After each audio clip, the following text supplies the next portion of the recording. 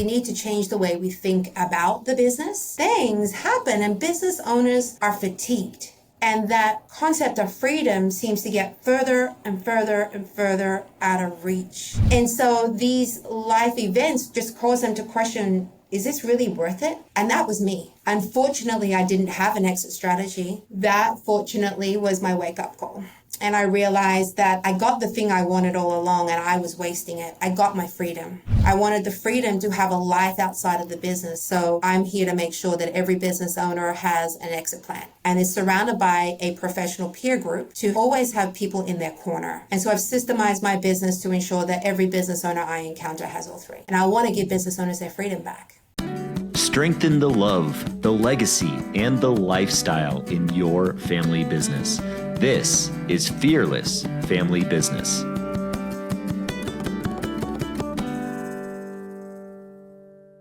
Hello, everyone, and welcome to the Fearless Family Business Show. My name is Adam Hill, and I'm really glad you're here today because my guest today is somebody I've been looking forward to interviewing for quite a while now. Her name is Renee Russo, and she is an expert EOS implementer. She is an exit planning strategist who has the sole purpose of wanting to help entrepreneurs to get greater amounts of freedom. And what we talked about a lot today was exit planning. And that's a topic we don't talk about really enough in family business. And that's really what drew me to want to interview Renee. I saw a presentation that she gave about a year ago on exit planning. And at the time, if I'm being honest, I didn't really apply the concepts of creating an exit strategy to family business because after all, we want to pass it on to the next generations. We want to be generational family businesses, don't we? Don't we? But what I learned from that presentation and beyond through research, and this was about a year ago, was that we should be building a business to sell regardless of if we plan to sell it or we plan to transition it onto the next generation. Our goal should be to create an entity that has enough value that we get what we want from our business. And ultimately, the idea of creating as much value as we can in our business to create a business that is capable of exiting gives us the freedom of choice. And the freedom of choice gives us the ultimate freedom, as Renee points out in this episode. And there were a lot of great nuggets here because we not only talked about exit strategies and things like that and dove deep into that, but we also dove into her incredible story, how she overcame a lot of significant challenges in her own life to get to where she is today, helping people to harness the greatest use of their energy, to get more in touch with themselves. And that's part of the concepts of her new book, Ready to Rise, which is out on Amazon now. It talks a lot about how we can harness our own energy, how we can improve our own energy to become our best. And a lot of that just involves focusing on ourselves first. So there's a lot of really, really great nuggets on here. So I'll share a little bit about Renee and we'll get into the episode. Renee is a dynamic CEO coach, an exit planner, and speaker. Renee Russo is driven by a singular mission to help set owners free. As a founder and CEO of Rise Up Business Coaching, Renee leverages the power of a proven process, a powerful platform, and the right professional team to help business owners align their business goals with their personal and financial objectives so that they can get what they want in business and life. With her credentials and deep experience as an expert EOS implementer and certified exit planning advisor, Renee works with business owners to discover their desired outcomes, assess the value potential of their business, build their personal vision, and establish a 90-day world of relentless execution to help owners accelerate value and unlock their wealth. She is the author of Ready to Rise. Learn how to elevate your energy, achieve your goals, and realize your freedom to live your life by your own design. Everybody, welcome Renee Russo. Renee, thank you so much for being here. I've been really looking forward to this episode. Thank you so much for joining me today. Thank you for having me. I'm excited to be here as well. It's been some time in the making, so I've been anticipating this greatly. Thank you. The first time I kind of got to know you was at the EOS conference last year, where I somewhat accidentally stumbled into your breakout hall, and I'm really glad I did because the topic there was so relevant to a lot of family business owners, I believe, and I didn't really know, to a fault that it would be relevant. That exit planning, for entrepreneurs would be relevant to family business owners, because a lot of family business owners are really looking to pass it on to the next generation. But what you presented was really valuable in terms of just having an open mind to what the possibilities are. And I wanted to start by sharing some of the statistics you shared in that, at the beginning of your presentation, just to kind of give some context here. That 80% of the average business owner's wealth is usually tied up in their business. 30% of business transactions don't close successfully. 75% of owners who do sell their business regret it within 24 months. That's crazy. And 50% of exits are involuntary. And 79% have no written transition plan. I can relate to a lot of that as far as at least especially that last one. Mm-hmm. So I'd love for you to touch on kind of some of that, like maybe just give us like a 2-minute overview of where that comes from and what some of that means in a broader spectrum. We'll kind of dig deeper if you don't mind. Yeah, amazing. Actually, I will do a small correction. Only 30% of deals close. Oh, really? Oh, wow. Okay. So I missed that. That's and the only reason I call it out, if it was a 10% differential, I would have been like, oh, no, it's okay. But the reality is that 70% of business owners who go to sell their business and begin a process don't successfully complete that process because the business doesn't stand up during due diligence. It hasn't been engineered in a way that a buyer would appreciate its value, want to acquire it and carry it forward. So it's devastating. And the real cost is human. The piece that I'm most invested in protecting and safeguarding is the human interests. Mm-hmm. I know firsthand how much sacrifice goes into building an entrepreneurial business.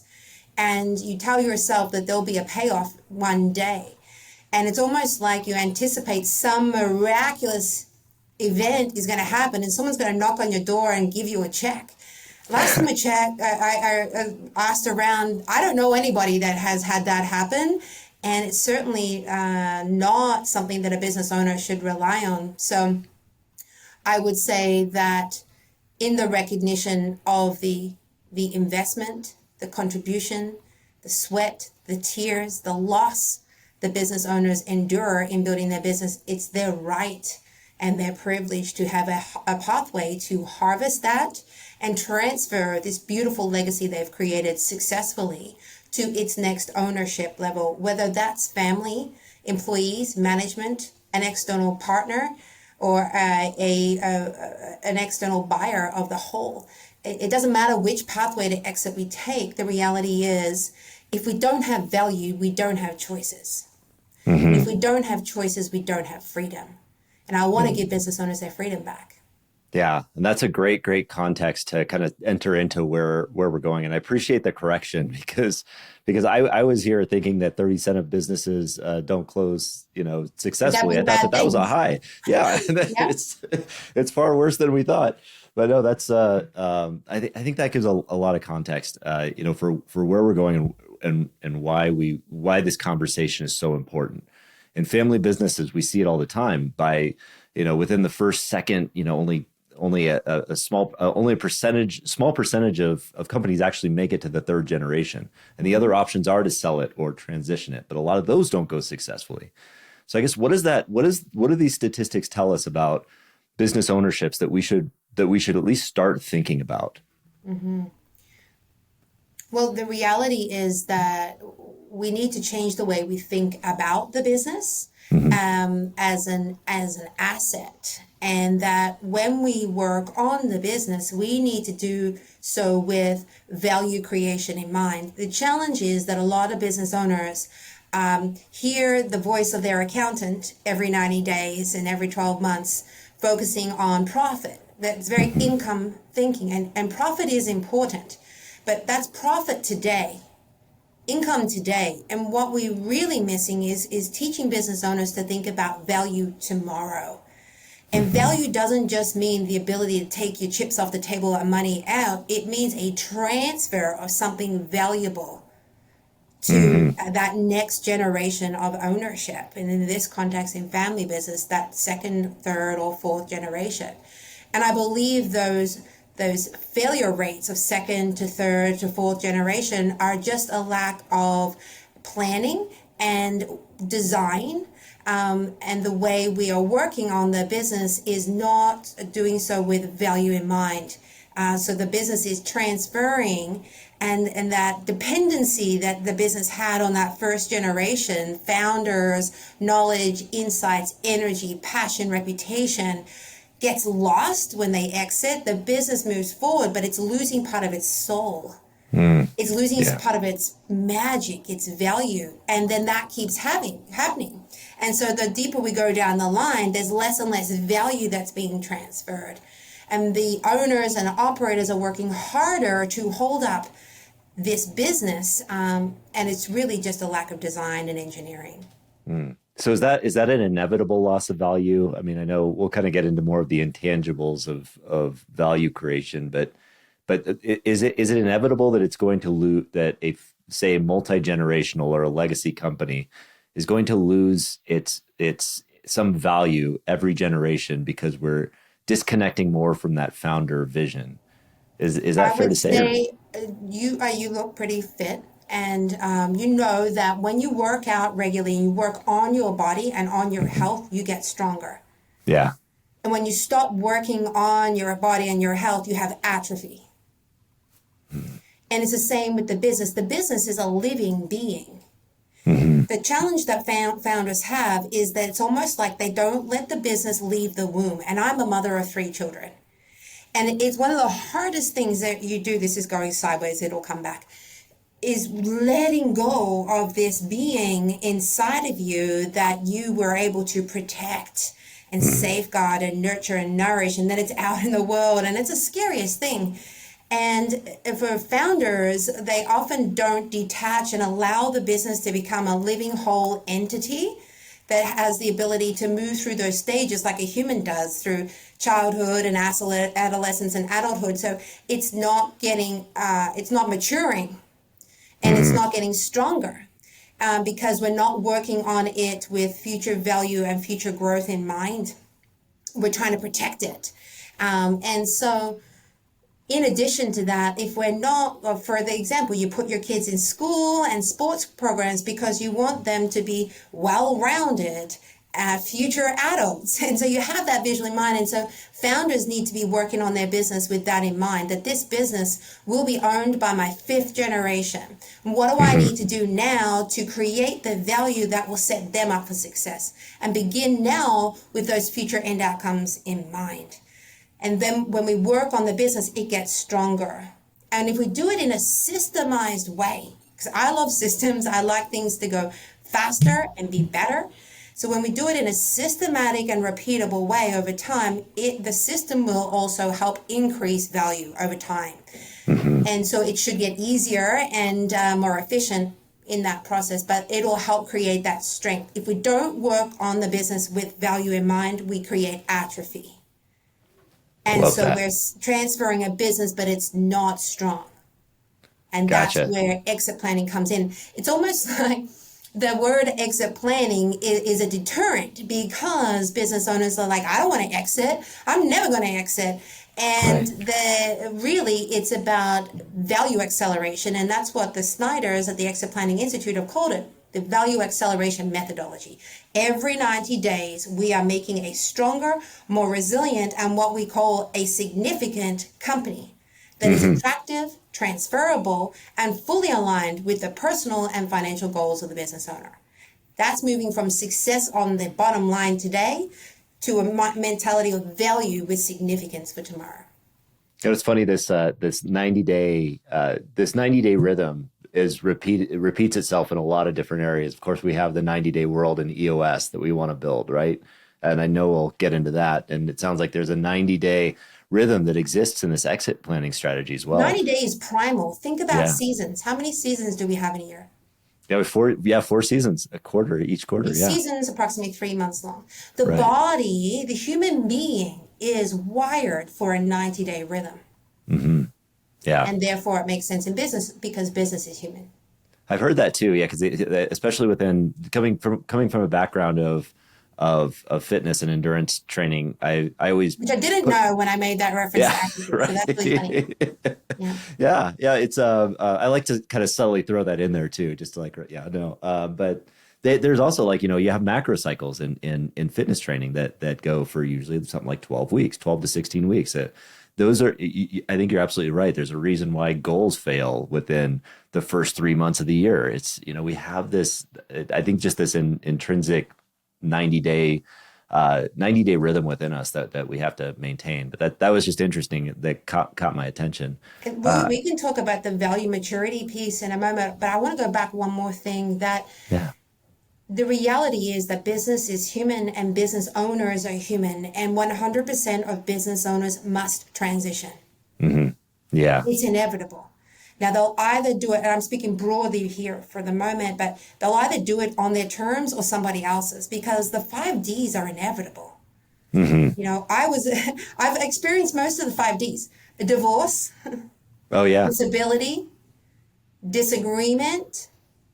These are like disagreement. We had to sell our house to buy out a business partner that my ex-husband couldn't get along with, so we did a shotgun clause. These Mm. are devastating human things that come up. There's a lot of disagreement that causes business partnerships, even family business. You can't just, assume that we're all going to get along forever. At some point in time, this family business construct may fail because we're human, Yeah.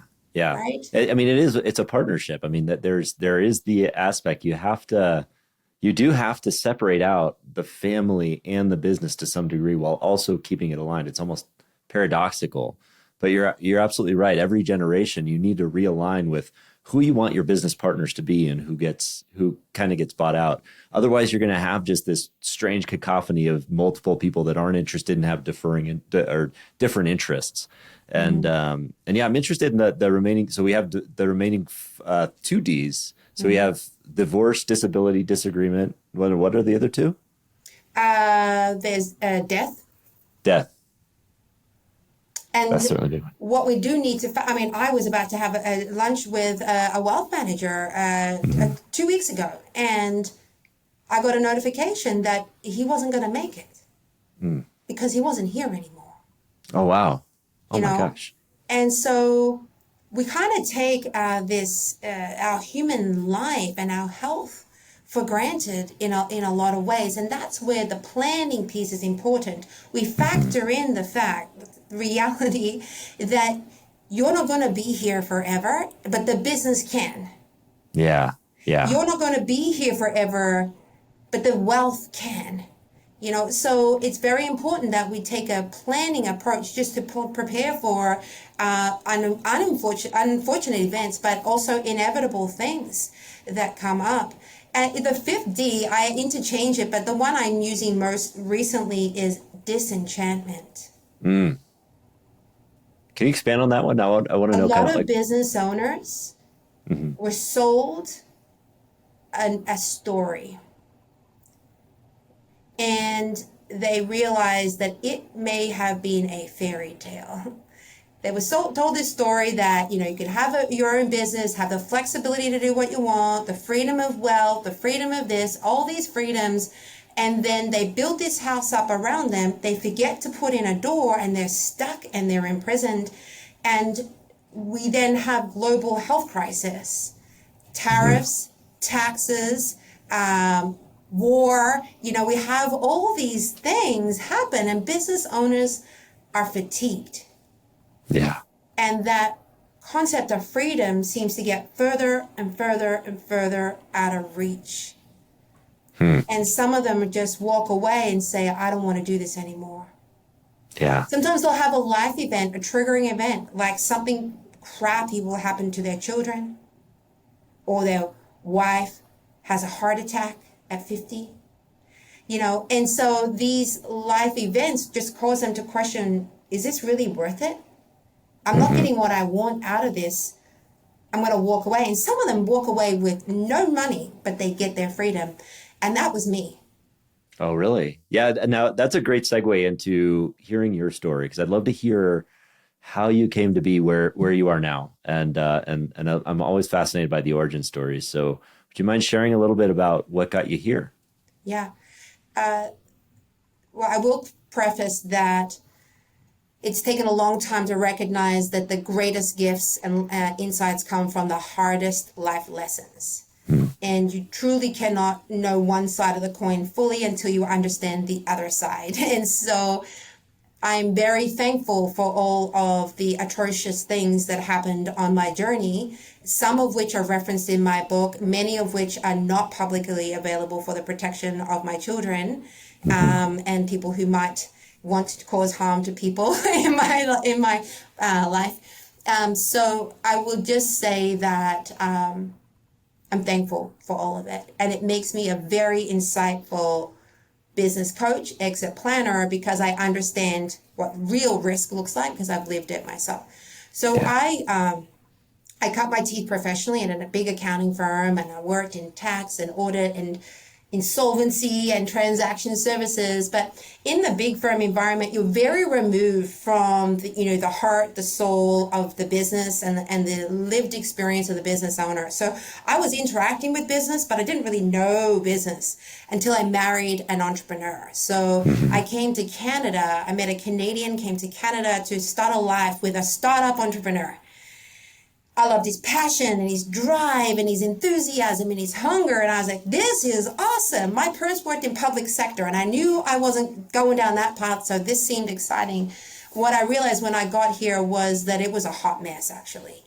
And a lot of difficult life events happened in my first 12 months, including him getting cancer. Oh, geez. And trying to keep a startup afloat during a cancer journey is difficult to say the least. We then went from the cancer journey into in vitro because he was a two-time male fertility, like he had testicular cancer twice. And Oh, so wow. his male fertility was an issue. So we then went straight into in vitro, and I became a stay-at-home mom to beautiful twins. And so I felt that I was basically raising my children by myself because the business required so much of him. And then over time, as our third child came along, I realized that we were in a pattern, that this constant state of crisis was an ongoing thing, that the business always came first, we came second, and it owned us, not the other way around. I told myself, if we just keep working harder and find smarter ways like EOS to work on the business, it'll change the game. And it did start to help. But what we didn't have was a plan for our life. The business was our life. We didn't have a plan for our financial freedom and next chapter and how this business could help us live a life we wanted. We were just stuck in a pattern. Unfortunately, that pattern became too much for me to bear, and I became disenchanted, and I realized I did not want this business and I did not want this way of life. Unfortunately, I didn't have an exit strategy, and it was his way or the highway, so I walked out. Sadly, I lost my children. I lost my home. I lost my identity. I lost everything. And I was an immigrant and I was completely alone. Wow. Humans are capable of doing really awful things when they're in pain, and I received the brunt of that. As I hit rock bottom, I had the beautiful gift of saving a life of a street person on Christmas morning in downtown Vancouver, which is -1 Celsius. And he had a really powerful quote on the front of his shirt. It said, "It's not whether you get knocked down, it's whether you get back up." Vince Lombardi. That, fortunately, was my wake-up call. And I realized that I got the thing I wanted all along, and I was wasting it. I got my freedom. That's what I really wanted. I wanted the freedom to have a life outside of the business. I wanted the freedom of financial stability. I wanted the freedom of quality time with my kids. I wanted the freedom to be myself. There was no room for me in the way we were living.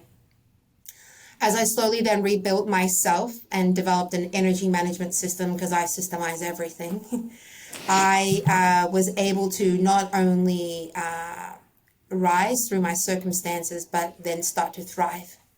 And I got the hearts of my children back.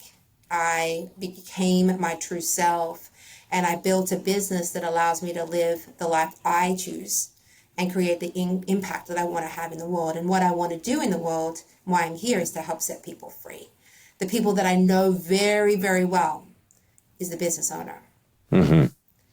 And so I'm here to make sure that every business owner has an exit plan, has an operating system to ensure that the business is valuable, strong, and transferable, and is surrounded by a professional peer group, a CEO peer group or business owners peer group, to always have people in their corner.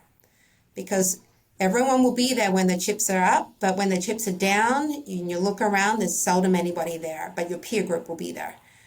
And so I've systemized my business to ensure that every business owner I encounter has all three. I love that. Thank you so much for sharing that story and how you overcame a lot of that. If you're a family business owner or operator and you're looking to get more control over your business, I would love to talk with you. I want to give you a special invite to request a free 90-minute workshop with me to learn the powerful tools of EOS, the Entrepreneurial Operating System. Just shoot me an email at adam.hill@eosworldwide.com. Again, that email is adam.hill@eosworldwide.com. I'll put that in the show notes as well, and I look forward to talking to you soon. You've referred to it in a variety of sources as a double exit, from the perspective of exiting a marriage and a business at the same time. But I hadn't yet heard the perspective of all that you had lost in that experience, and to build that back up, based on, from the experience you had on Christmas morning with the person whose life you saved.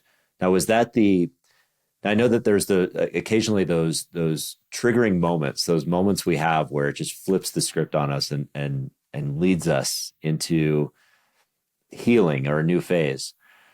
Was that what that was for you, or was it a gradual process? Can you kind of walk us through a little more of that process of how you turned the table and started taking the road back through healing, basically? Mm-hmm. Yeah, I realized in that moment, so it was a light bulb moment. Mm-hmm. I was in a place of personal darkness. I was not taking care of myself. I was low on energy. It took me 3 hours to get up every day. And my reality was so devastating. Mm-hmm. To be stripped as a woman of your children and your home and the security after all the sacrifices you make, understandably was devastating.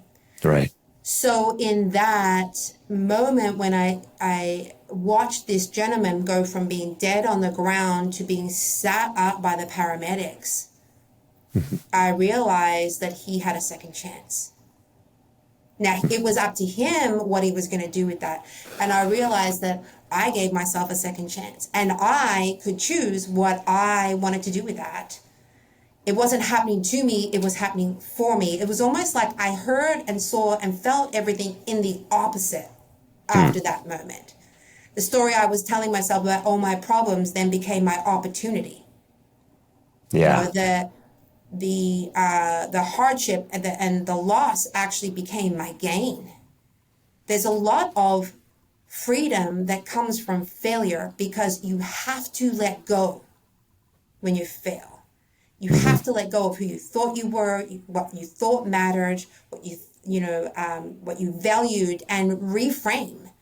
And it was a magnificent opportunity to reframe. Now, it wasn't easy. You don't just say, I'm going to stop sucking and start succeeding now. Right. But only it were that easy. Yeah, right. But fortunately, I have read a lot of books about personal development. The challenge was I had almost read too many. I had all these things I could do, and I didn't know where to start. So when I was thinking about this dilemma, I started to look at the way I coach businesses. When I use EOS, the Entrepreneurial Operating System, we focus on execution first, vision second. Mm-hmm. We focus on simple, practical tools and disciplines that build capacity over time. And I was like, ooh, I wonder if I could do that for myself. Mm-hmm. And that's where I started to pull together the simplest of things. I took basic disciplines, mindset parameters, and a one tool at the beginning. What's the most important thing to me today? was a one-page tool I created for myself, and it just all grew from there. And then as I built capacity, I could then think about the week and the 90 days. And actually, I now get to choose the life that I want. And so with business owners, even those who in a family business, those legacy founders struggle to move forward because they don't have a future outlook of what's next. They've identified with themselves with the business for so long, but it's not just their freedom and their money that's locked up in that business, but their identity is too. So a good certified exit planning advisor will run a three-prong approach. They'll help work on the business to create value. They'll help the owner understand their wealth gap and work towards their financial goals so that they can transition, and they'll have the means to do that. But they'll also work on the personal life plan for that business owner. And that will give them space to contemplate, who am I? Why am I here? Where am I going? What do I want? And actually start to put themselves to the front of the conversation. And that is hard, and it takes time. And that's why we need to start this work well in advance to give business owners, particularly founders, the opportunity to transition into becoming themselves and realizing that freedom to live their life by their own design. Now, they may still have a relationship with the business, but their life is not the business anymore. And that's a great gift that we can give business owners when we start this work early. Yeah, I love that approach too, because you hear it a lot, especially within. I mean, in the realm of family business, it's really difficult for the owner or the existing operator, CEO, to let go when it's time to either them exit or sell the business or transition to the next generation. You hear that a lot of just people holding on well into their 80s or maybe passing away shortly after they retire because they've lost that identity, and so it's so comforting to hear that there's resources out there that not just focus on building value within the business. Of course, we want to value our business as high as we do, but value ourselves as well to grow out of that. So yeah, Transitions are hard. yeah. Transitions are very hard. They require a lot of energy, a lot of support and time. But without a plan and disciplined execution, people will default to their baseline. They'll stay exactly where they were. Now, the risk of doing that in a family business is that next generation feel undermined.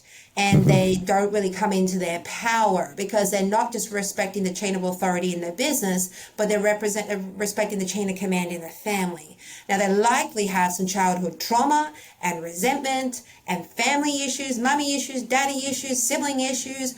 All that complexity shows up in the world of the business, family business arena. And that's why it really takes a task force or a team of professionals to really pull the pieces apart and create movement in all of those areas of the ownership realm, the family, as well as the business operators, because sometimes that's different people in each of those buckets.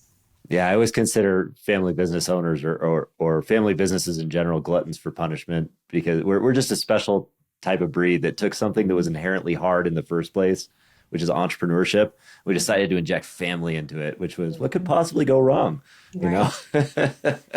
Well, if we create a stronger methodology and get the help of an exit planner into the arena, what we can do then is create structure in the owner's box where we can teach that next generation to act and think like owners. We can get an operating system in the business so that we can get the operating leadership team, some of whom are likely family, to become great leaders, right? Create great people managers and results drivers, value creators in the business. And that CEO, when we're moving from mom to daughter or dad to daughter or whatever the case may be, we need to make sure that CEO, that incoming CEO, has a development journey. You don't just go from being dad's daughter, in the sales department to suddenly the CEO. Now we need a transition plan to get there. So it just requires a lot of early stage planning, collaboration, and design. Yeah. So exit planning doesn't necessarily just have to be we're selling the business and then going to move to Jamaica or Hawaii or wherever that is. It can be a transition to the next generation, but regardless, it has to be a plan. That exactly. Yeah. And so I call it really about building an exitable business. there's a three-gate process that we follow. We discover the value potential and what owners want and create a plan to get us there. That's the discover gate. Then we move into prepare and make sure there's a 90-day world of working on the business and the personal financial plans of the owners every 90 days with the right professional team members. And then we take them to the decide gate. The third gate is decide. There, we're consistently taking business owners every 90 days or 12 months, whatever the cadence, to the decide gate. And we ask them, are we going to grow or sell? And giving them that choice is important, because even if it's a family business, circumstances can change. Economies, markets, preferences change. And so we cannot build a business assuming that our grandchildren's grandchildren will still be running it, but we can set them up with the opportunity so they can. Mm-hmm. And if we decide, nope, we're actually going to liquidate the wealth in the business, transfer ownership to somebody else, and move our money into another form of wealth creation, then we can do that. But if we don't have value, we don't have those choices, and we can't take them to the decide gate. Yeah, creating choices creates a level of freedom, I think, that you want to get to. So in terms of the value, I know you talked about the value maturity, how that works. Is that part of that process of taking them through those three gates, and what does that look like? Yeah, definitely. So it's that we move through those three gates, and what we're doing is maturing the value of the business, making it stronger. So we call it 5 stages of value maturity. Think about like wine. I mean, I don't drink anymore about wine. You know, typically if it's a good wine, the older it gets, the better the taste, the more valuable, and the better the quality. So value is kind of like that. So we start out by identifying the value in the business, then we move into protecting it. So when I'm talking about protecting, I'm talking about systemizing, stabilizing the value that's there in foundations, reducing owner dependency there, and putting it into your technology, your people, your data, your processes, your IP, really locking that in. So we can then move into the third stage, which is maximization. That's the third stage of maturity. What we want to do then is wisely invest in ways into the business through the lens of a buyer to then maximize that value. So maybe we've got good financials, but we don't have great or professionalized financials that are audited. Mm-hmm. Maybe we have a good sales engine, but we could bring in a CRM that would then systemize that and be able to show the value of the data in there. Maybe we want to get ISO certified or do a lean integration in operations. Maybe we want to be developing somebody who's not a family member to be the CEO. These are all things we'll do in the maximize. Often they require expertise and investment. But if you're doing this on a pathway of creating value, and that value then is measurable, it then becomes an ROI conversation rather than a cost. Mm-hmm. When a business owner can see that by hiring an external COO or CEO actually will, in the next 3 years, move their multiple by 2 points or a point, even 1 point can mean millions of dollars. Mm-hmm. Without that context, they will say to themselves, oh, $300,000, that's a lot of money. I don't know, that's going to affect profit. Right. Yes. Okay. So what they'll not be doing is thinking about the return on investment, the value they're going to create. So they'll be leaving millions of dollars on the table today by not making that investment. We have to get them thinking about the business through value. Yeah, I can't tell you how many times I hear the story of people trying to save themselves into the poorhouse. I mean, just cutting costs until they have nothing left instead of investing in the right things that will actually scale the business. It's what we need to do. It's operator mentality and income thinking versus owner and value creation. So the fourth stage of value maturity is harvest. We need to have the ability to harvest that. So pull some chips off the table, redeploy some wealth from the business, maybe even like sell off some shares to employees, pull some chips off the table, or fully divest, whatever the business owner wants to do, and then manage. What we want to do then is make sure that they're managing their wealth and their resources in a well-managed, structured way that is going to then create its own wealth growth journey over time. So taking them through the harvest to manage requires specific expertise, but we want to make sure that business owners are pulling some of that 80 to 90% of the wealth that's locked up in their business out over time and redeploying that.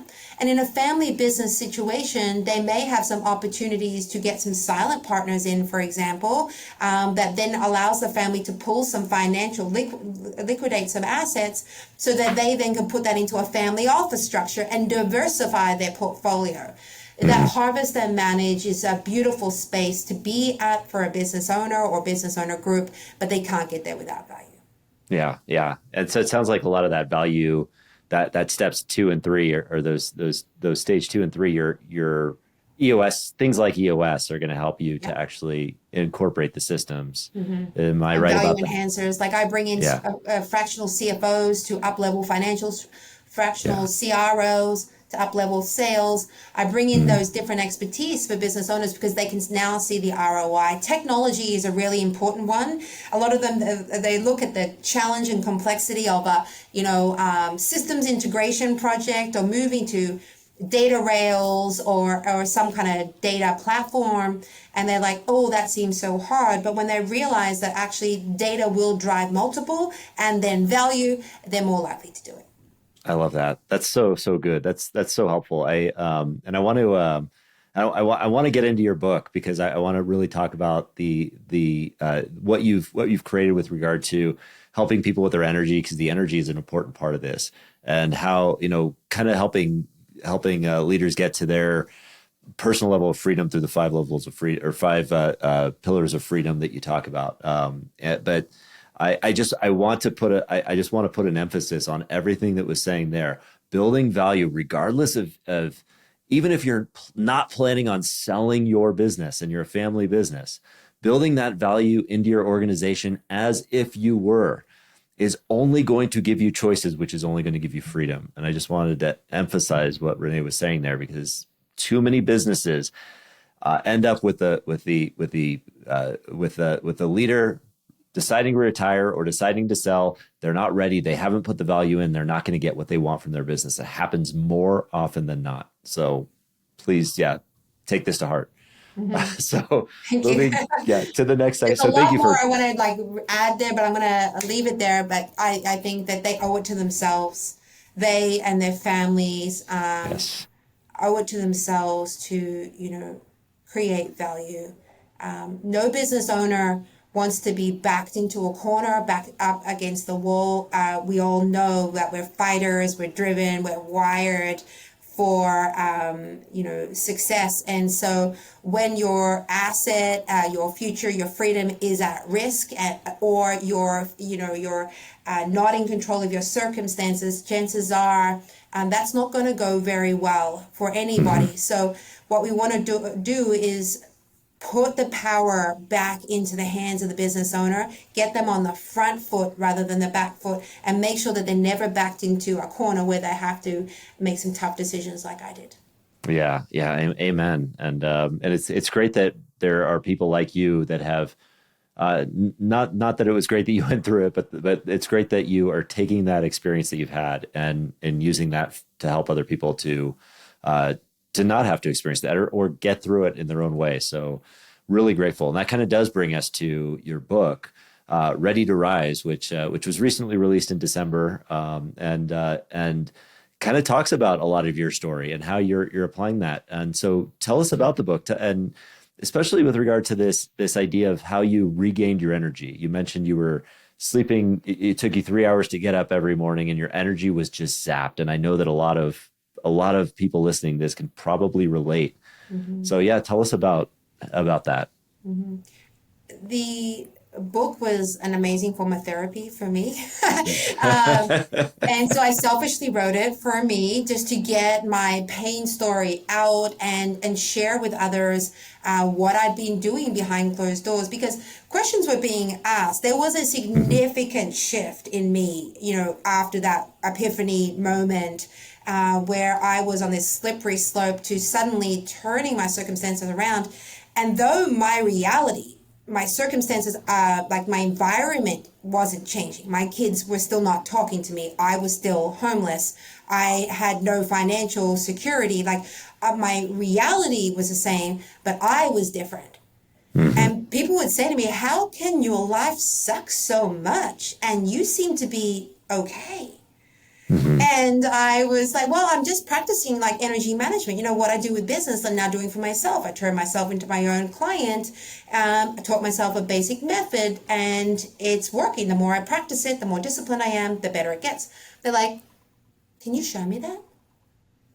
Yeah. And I was like, oh, you mean this could help some other people?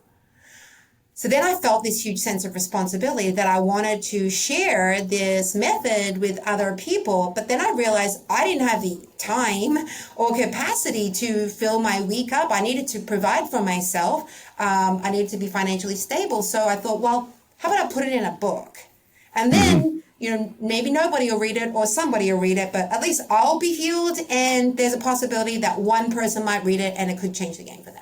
So I Yeah. started the process of writing a book. So I call myself an accidental author because I only wrote it to get this message out so that I could, you know, continue on.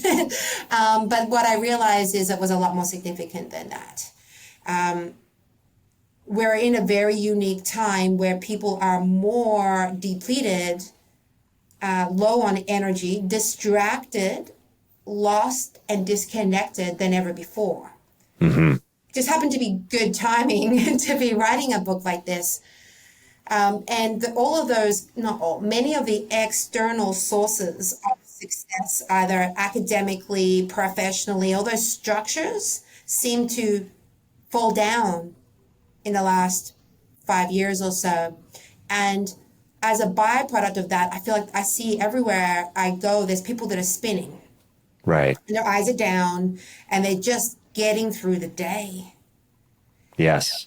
And I felt, wow, like what if they just realized that, you know, they had this opportunity for change right in front of them. They had everything that they needed. They didn't have to go to a Tony Robbins expensive retreat or pay all these specialists. They could turn their circumstances around by learning how to do one thing, manage their energy.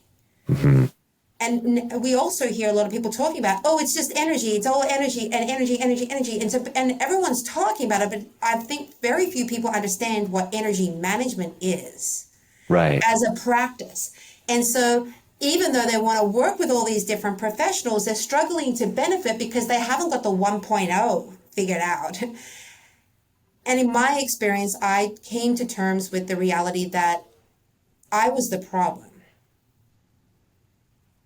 I've been living a pattern since the age of 11 or 12 when I was bullied to the point of death threats. And I told myself that the number one thing I needed to do to survive was to be liked by other people. And if I pleased them, then I would be safe. And that then became a pattern in my life that I would succeed and meet everyone's expectations, and then it was over and I would fall and crash into this inner void. I was empty on the inside. And I spent all my life doing that academically, athletically, professionally, and then in marriage.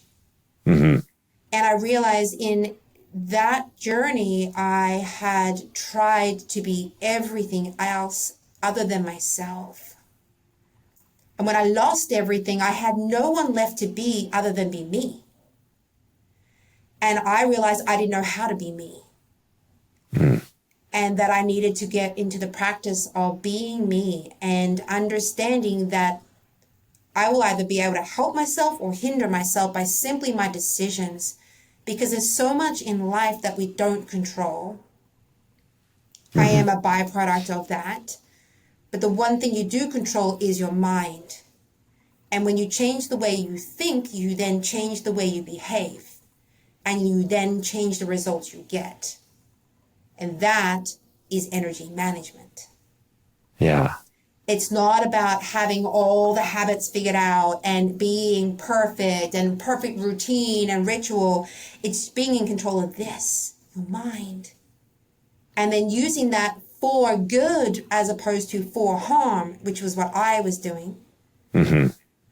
And then changing then with the way you think then results in the way you behave. So you, rather than doing this against yourself, you do this for yourself. Rather than putting other people's needs first all the time, you prioritize some energy for you. So it changes the way you behave.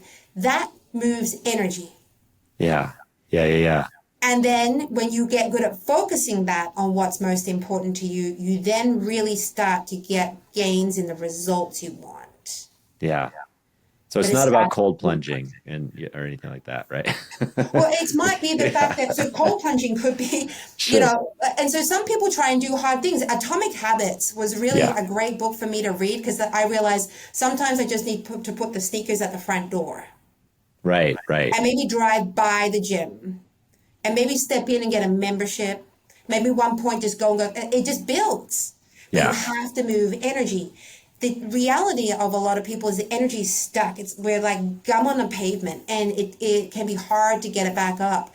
And so I just really have found that if we keep it ultra simple, super practical, and easy to sustain every single day, if we could just get people practicing management of the mind, then we can literally help them get unstuck, Hmm. move energy, and pursue that freedom to be themselves, because and realize their freedom in life because they're doing one thing every day. They're choosing themselves. And to me, that is the ultimate definition of freedom, choosing self over all else. Wow. I That's had that. this visual that I will be on stage one day at an EOS conference. I haven't been invited back since that talk you were at, so that was good. You got to see me the last time on stage. But I had this visual of some, middle-aged person saying, "What does freedom even mean, Renee?" And I challenged myself and I beat myself up about that idea, and I realized it's simply choosing yourself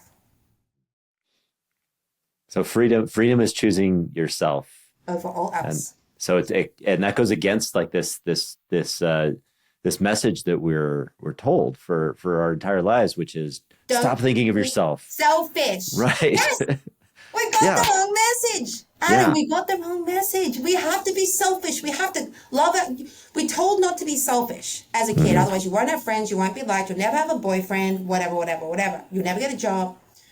And then we go all the way over to the therapists and the healers and like, you need to practice self-love. Hmm.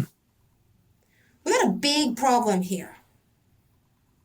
Yeah. And so business owners often become martyrs and servants because they are practicing selflessness. They read, leaders eat last.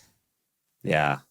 Or Ken Blanchard's, servant leader kind of things. Yes. And so Yes. there is a Yes. lot of truth in that. But when you take that Hmm. a little too seriously and you don't eat at all, Hmm. and you don't model what self-love and taking care of yourself and all the things you want for other people, but you don't model it yourself, they don't know what it looks like. Yeah. Well, what you say there resonates so much too. And in the world of family business, there's this additional element of feeling the sense that your identity is tied to the name on the building or the family legacy and all of this that is overwhelming the individual, like who I am. I know I struggled with that so much, working in the family business, which, it can be a great experience, but it could also take pieces of your identity away, take your ability away to actually be you. So that has to be intentional. So I really, really resonate with what you're saying there. You just get Love out where of you're going. practice Yeah. because Yes. you put all this energy into being what you think other people want and need you to be, Yeah. and fitting in and being liked. And we're social beings, it's normal.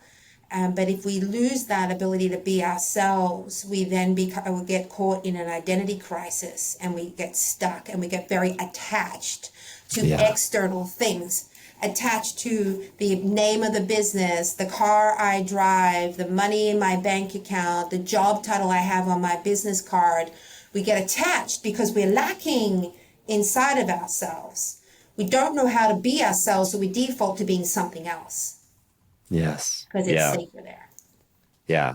Yeah. That's so relatable. And if we're not careful, we can lose we can lose our identity or lose our ability to get in touch with who we are. I know I can relate to what you were saying, specifically when you were saying I didn't know how to be me.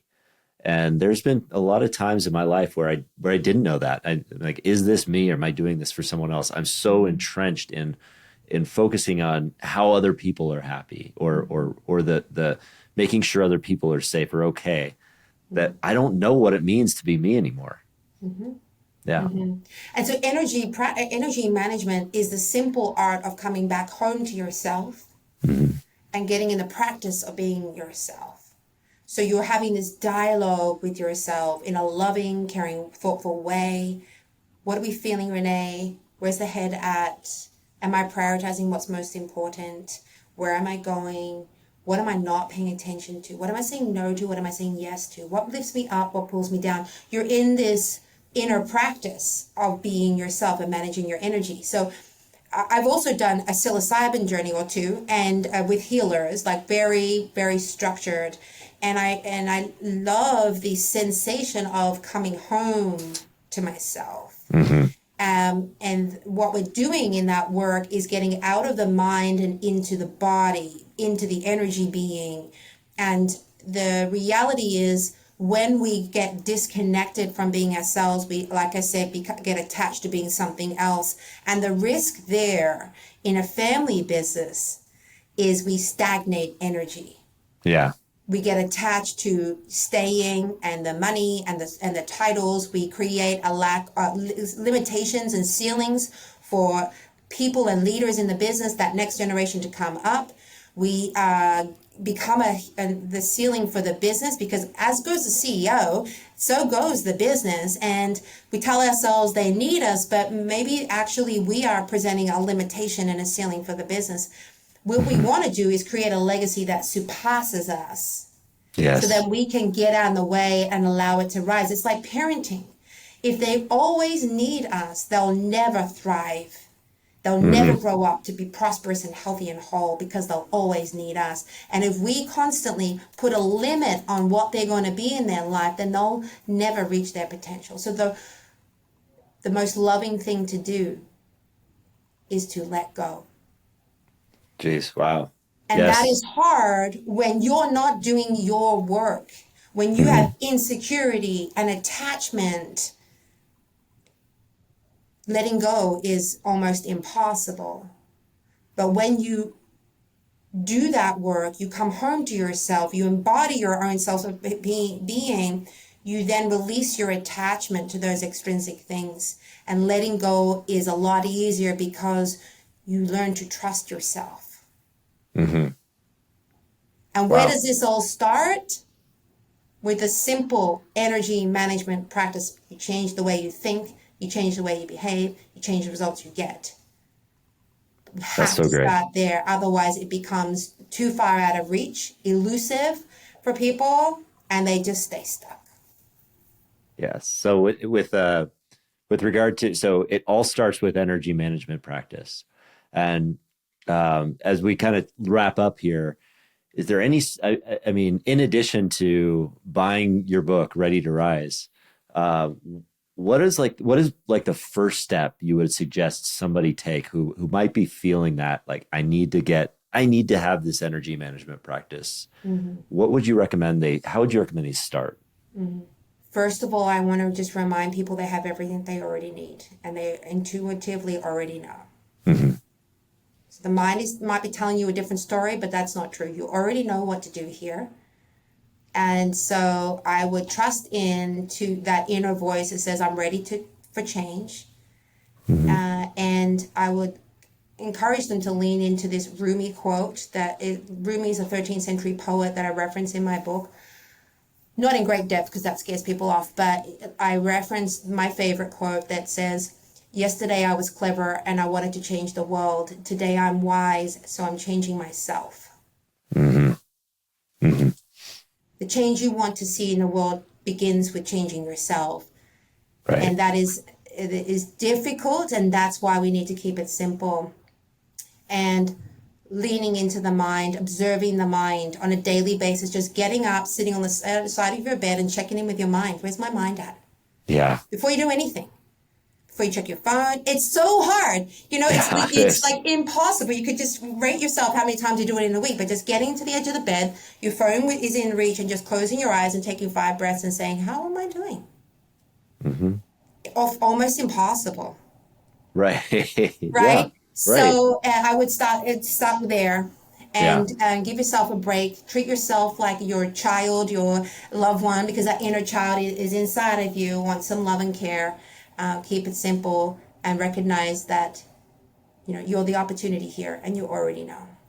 I love that. That's so great, Renee. I appreciate you sharing that and sharing your story, being so vulnerable on here, and giving so much wisdom. I'm really thrilled at how this episode came together to like bring the ideas of practical exit planning guidance for family business and entrepreneurs in general to the idea of how we can become more in tune with our energy and ourselves and how we can be ourselves. And knowing that those two things are tied together so powerfully, I think it's something not a lot of people have thought about, but it's so important to integrate those two things. And you're doing it so beautifully. As Um, business owners, we often feel like if we take care of everybody else, everything will work out. yeah. But what we forget is that we matter most. Yes. And if we don't matter, nothing matters. Hmm. We need to model what we want for other people, make sure that we matter. And the way to prioritize yourself is to just practice energy management. That's so beautiful. Thank you, Renee, for those nuggets. And remember, if you're listening out there, you matter too. And pick up Renee's book, Ready to Rise. It's out on Amazon now and anywhere books are sold. And also, get in Renee, if people want to get in touch with you, how would you like them to reach out? LinkedIn is a great place. Renee Russo Rise Up. My website is riseupbc.com. That's riseupbc.com. And I feel like there'll be more of me available online, a YouTube channel, and a few things coming up because I want to help more people more efficiently. But stay tuned. Excellent. Well, yes, keep an eye out. And Renee, thank you so much for being here. I'm really, really thrilled to dive into your book and learn more about this. It's super, super relevant to me right now. And really grateful that you came on the show. I've been looking forward to it, and it went exactly as great as I could have hoped for. So if you're listening out there, please get in touch with Renee. Go to riseupbc.com, pick up Ready to Rise. And Renee, thanks for joining me today. Thank you. And thank you so much for listening today. And we will see you next time.